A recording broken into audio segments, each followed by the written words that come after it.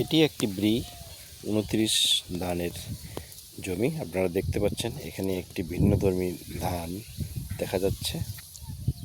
এটি হয়তো কৃষকের অজান্তেই চলে এসেছে, কালো জাতের ধান। দেখুন, পুরো জমিতে সব একই রকম, কিন্তু এখানে আলাদা রকম দেখতে পাচ্ছেন। কৃষকের ধান বেরোবে সর্বোচ্চ আর 15 থেকে 20 দিন লাগবে।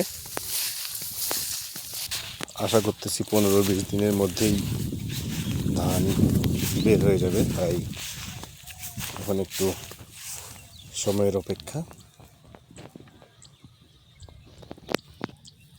এটি একটি কচুরিপানার ফুল, দেখতে অনেক সুন্দর, কিন্তু কৃষকের বেশ ক্ষতি করে ফেলে।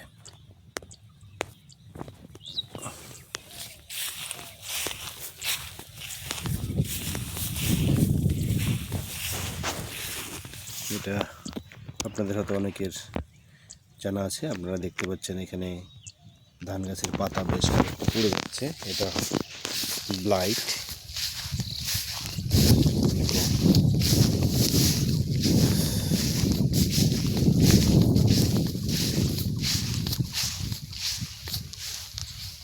পর্যাপ্ত পরিমাণে সেচ এবং সার দেওয়ার কারণে জমিতে এখন দেখতে পাচ্ছেন আপনারা সবুজ পরিমাণ বেশি হয়ে আছে।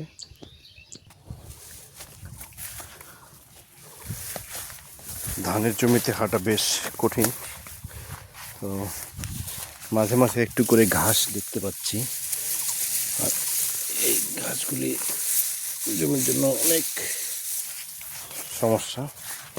তো আপনারা দেখতে পাচ্ছেন এখানে ধান বের হওয়ার প্রায় অন্তিম মুহূর্তে চলে আসছি। এখানে এই ধানগুলি একটু আগেই বের হয়ে গেছে এবং কিছুটা রং চলে আসছে।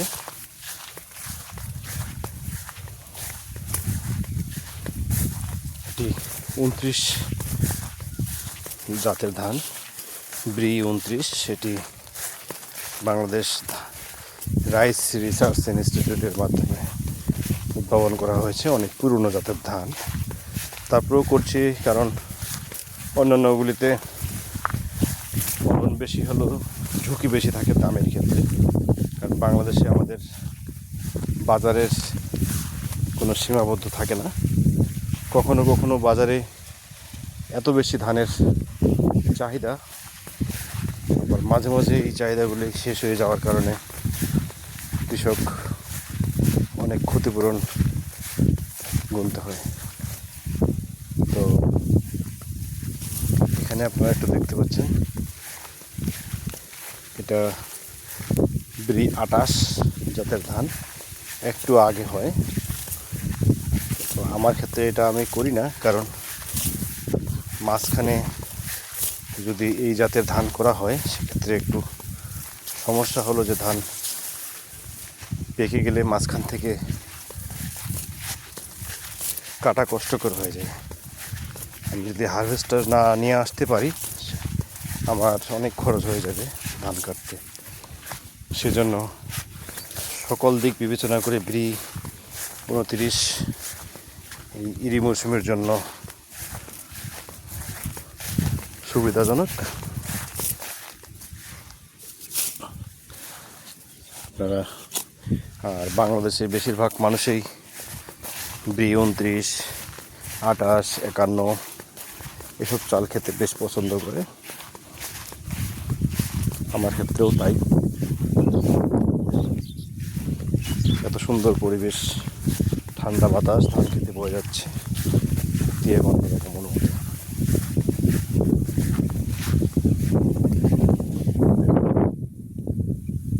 অনেক সুন্দর পরিবেশ, আমার কাছে ভালো লাগে গ্রামে আসলে যে একটা পরিবেশ পাই, এটি শহরের মধ্যে পাওয়া যায় না।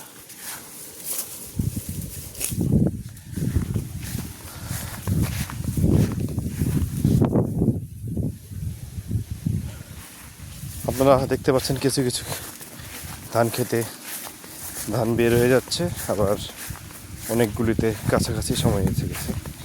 তো এটাতে হয়তো মনে করতে পারেন যে জমির পরিচর্যার জন্য, এটা মোটেও নয়। আসলে এখানে বেশ কয়েক জাতের ধান আছে, অনেক কয়েক জাতের ধান দেখুন।